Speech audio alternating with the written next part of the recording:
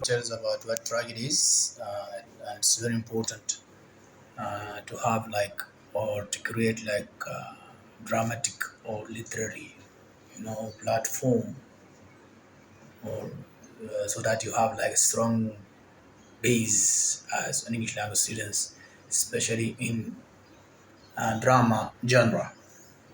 So tragedy, this is why I give more details about what tragedy is and what comedy is, because these are the main concern of the ancient Greek drama. These are the basic components of the basic Greek drama. So tragedy concern about the fate of an individual. So they speak because all the people that at that time they have like a religious background. Most of the literature comes from the church. So this is why they have tragedy has or concerns a lot about the fate of an individual, especially the hero or the main character, singled out from the community through circumstances beyond his control and through his own choices and actions. The hero has his own choices and action, and he is like that special signal out from the community through his own circumstances beyond his control. As the drama progresses, the hero's course of action entwines with events and circumstances beyond his control. And if you feel that the hero is encountering some difficult issues that they are beyond his or her own control,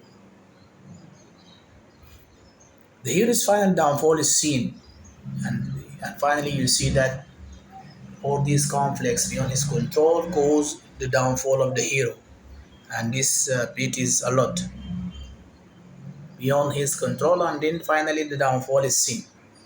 Paradoxically, as force chosen and inevitable, character drives the plot in tragedy. The hero's decisions, and actions will change the whole situation.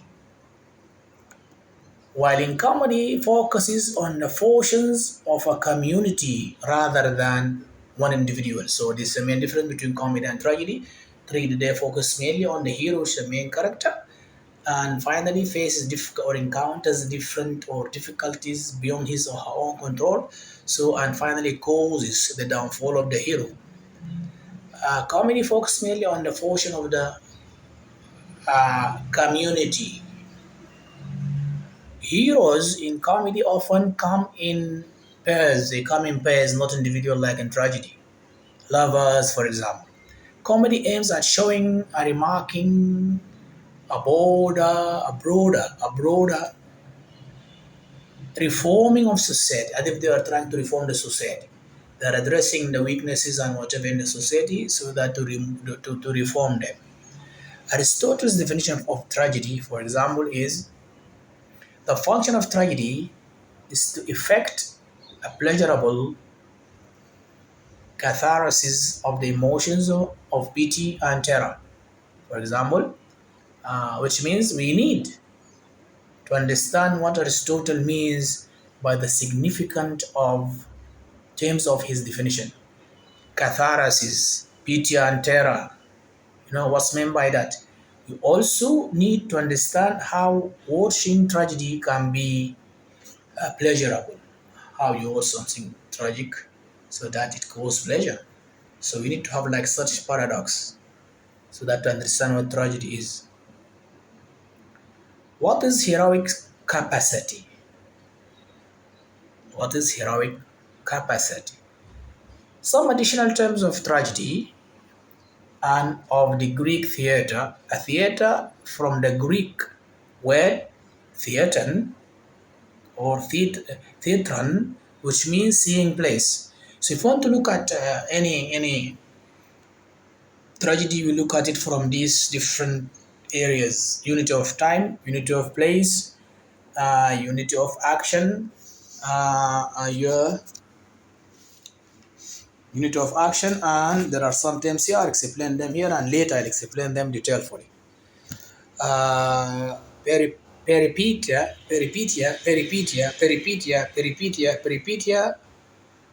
means here a sudden change or turn of events or unexpected reversal, especially in literary work.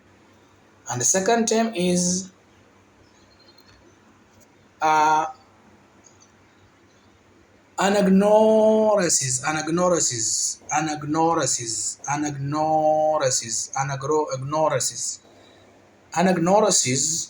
the point in the plot, especially of tragedy, at which the protagonist, the hero, recognizes his or her or some of other characters through identity, or discovers the true nature of his or her own situation.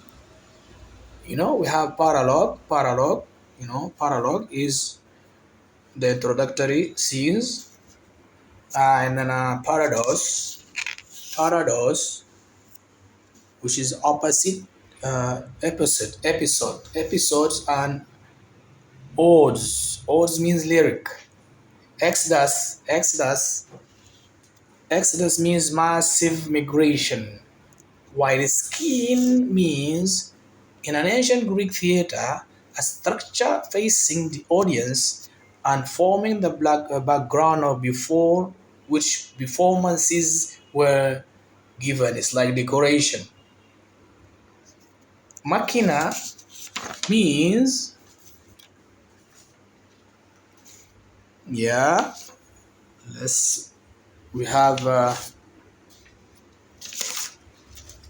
machina, a plot device used when a seemingly unsolvable conflict or impossible problem is solved by the sudden appearance of an unexpected person, object, or event. While hubris means ignorance. Hubris means ignorance. In literature, a character which this quality, arrogant one, ignores warnings, laws, and this usually results in their downfall and death. It's because of the character's arrogance they forget or they don't take much care about warnings, laws, and whatever that they have in society to control their actions, and this results in the end to their in their downfall and maybe death.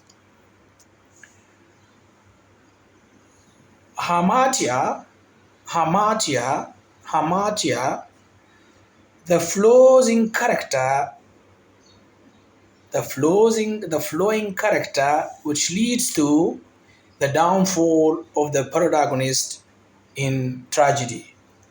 No acts of sin, because they have religious background, so this is why they never think about what they do, either it is right or wrong, so they go deep in doing this, in acting, and in such kind of acting of sin. So this leads to to their downfall, in especially in tragedy, and this is called hamartia.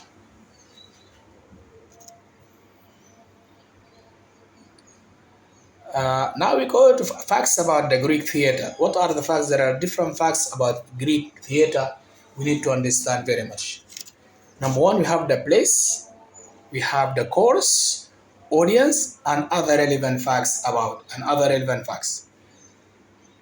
Place, time, chorus, audience. So place, it's Athens. Most of the tragic or Greek theater was in Athens, on the slope of the uh, Acropolis. Acropolis. It's a time 15th 5th century BC, during late March or early April, held during the city Dionysus celebration honoring the god of wine and fertility. Dramas performed as part of a 3-day competition.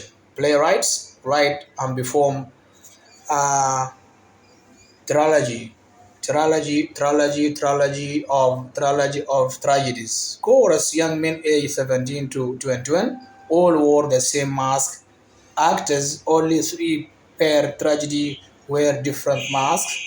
Audience, 16,000 people by some estimates, all members of 10 to 12 tribes, which were the division of Athenian, Athenian society. Other relevant facts about soccer fields, about Sophocles, Sophocles' life, one of the tragedian, the age of Pericles, the history of and culture of Greece. This is all you can say about. No, you still have like our interest in the theater connects us intimately with the ancient Greek or Romans. Nearly every Greek and Roman city of note had an open air theater. They have an open air theater. The seats arranged in tiers, which a lovely view of the surrounding landscape. Here the Greeks sat and watched the plays first of Sophocles, Euripides, and Aristophanes, and of Maninder and the later playwrights. The Greek theatre consisted of essentially of the orchestra, the flat dancing floor of the chorus, and the theatron, which is the actual structure of the theatre building. So it's generally about this. This is the end of our lecture today.